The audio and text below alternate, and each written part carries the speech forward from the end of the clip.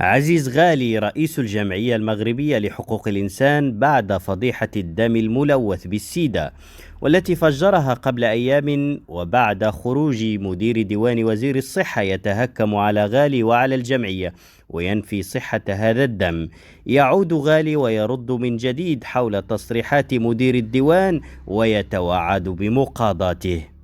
عزيز غنرجع بك لواحد التصريحات ديال واحد المسؤول من وزارة الصحة. بعد النقطة هذه غادي يقول لنا وبزز خصو يقول لنا بزز هاد العبارة ديال بزز تقول لنا.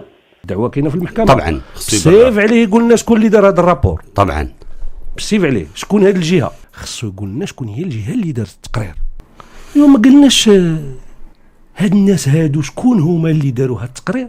خصو يقول لنا شكون عطاه بزز ويقول لنا شكون عطاه التقرير، لان اللي كنعرفوا انت معني بالوقائع والصحه ولا لا، ما انت غير مطالب غالبا من جبتي ولا هذيك التصريحات كيفاش جاتك ديال ذاك المسؤول بزز يقول لنا بزز؟ لا اولا هذاك المسؤول اللي هضر خصنا نسالوا الوزير هو الاول واش هو اللي عطينا اشنو هو الدور ديال مدير الديوان. مدير الديوان الدور ديالو هو اولا ترتيب اللقاءات ديال الوزير، صحيح، الاشراف على العمل ديال المستشارين ديال الوزير، صحيح، اللي كاينين معاه، ترتيب المواعيد ديال الوزير.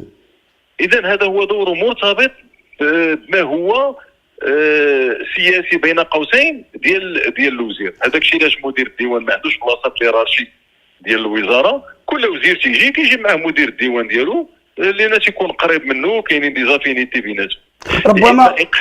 ربما يكون هو عزيز هو متمكن من هذا الشيء ديال الدم وديال الدم الملوث كثقافه، ربما عنده تكوين في هذا الجانب مثلا، ربما هو متمكن من الالكول.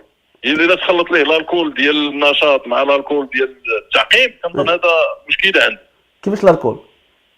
انا المعلومه اللي عندي انه انجيرون دو بار ولا عنده شي بار ولا كيفاش؟ انا قلت لك الخدمه ديالو انه كيجيري شي بار ولا شي مؤسسه سياحيه. هذا المسؤول هذا هذا المسؤول هو غادي نكتفي حد هنا عليه، لان غيجي الوقت، لان كما قلت هذا التصريحات سنقاضيه. علاش؟ سنقاضيه ماشي على داك الشيء اللي قال عليا ولا هذا، ولكن لان التصريحات ديالو غير مسؤوله.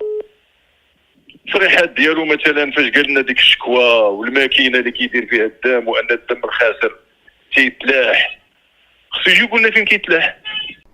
وهذا الخطأ تقنيا ما يمكنلوش يوقع، لأن الماكينة اللي كتصوب الدم ماشي هي إنسان. هذيك الماكينة فاش كتعطيها الدم تصوبه كتطلع لك الورقة كتقول لك هذا بوزيتيف، وهي كدي تروي هذاك الدم، هي براسها كتلوح داك الدم. هذه معلومة مهمة. ما ندوزوش الشكوى دابا هو هذا راه فرماسي، يعني نسحب له الشكوى كنديروا اللبن ولا ذكرتيني بالشكوى في البلاد وتوحشتها في هذا الصيف. تقول لك لا حكا راه كنصوبوا الدم وتنقسموه على 3 ونديروه في لي بوش. اش كتعاود هذا الراجل؟ لان انا مثلا عندي دم 250 غرام ولا هذا ديال الدم ملوث، هو تيقول لك كيفاش الماكينه كتعرفوا داير شي ماكينه ما منين جابها انه كيتلاح، ولكن ما قالش فين تيتلاح.